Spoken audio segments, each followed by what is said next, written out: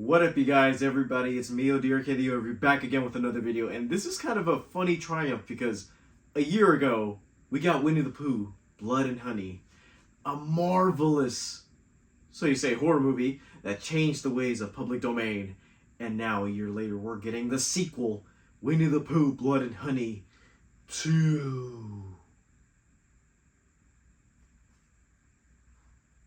If I'm being honest, I'm not really that excited for it, but it's more of the hope that the more they tease these little public domain childhood characters coming to kill you vibes. If I'm being honest, the first one, promising idea. But then again, the execution, it worked, but then again, they didn't explore much with the lore of Winnie the Pooh, which is not a sense I would think of making at this point.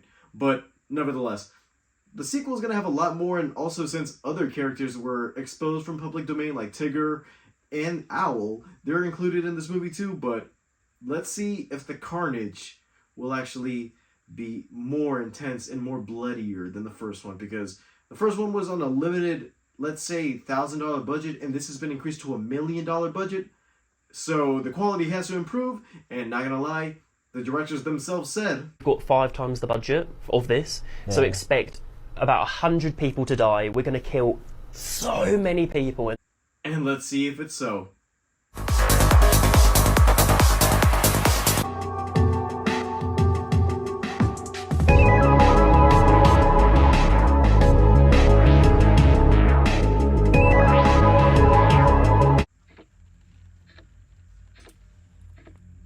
Let's begin.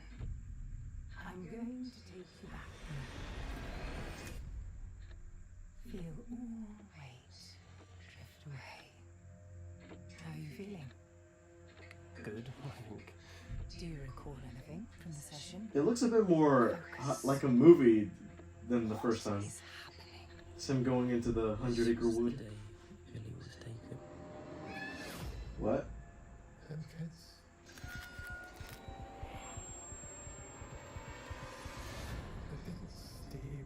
It looks stupid with that text. This is the earth itself. Oh!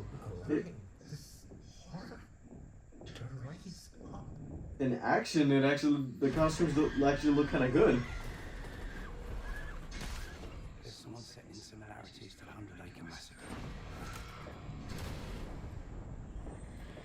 It's not safe. There have been loads of murders being dashed out. Tell me everything you saw, please. I knew this day would come. Now, who's this, Pooh? Oh no, they can talk for real.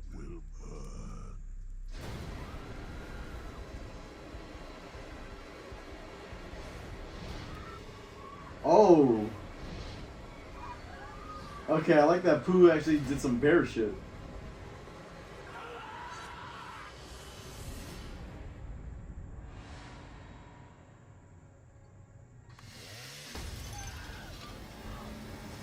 A fire chainsaw, okay. Yep, that's the type of movie this is, okay.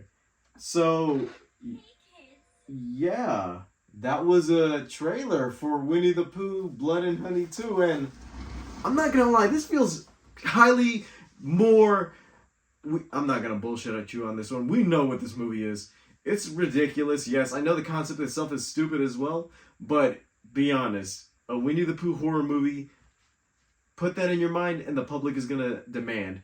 And they did kind of do that last year when they had the whole Fathom event screenings. They made a lot of money and it gave a lot of hope into this franchise. Hopefully, they could try to be...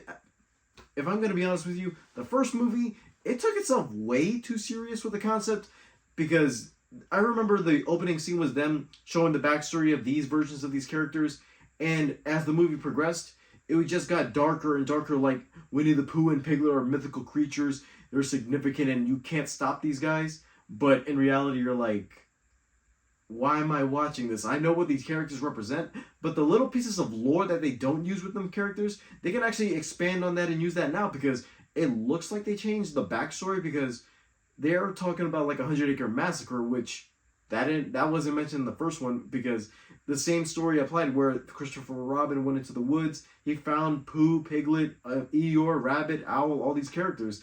And they just were friends until he left. And when he left them without food, it caused them to go crazy.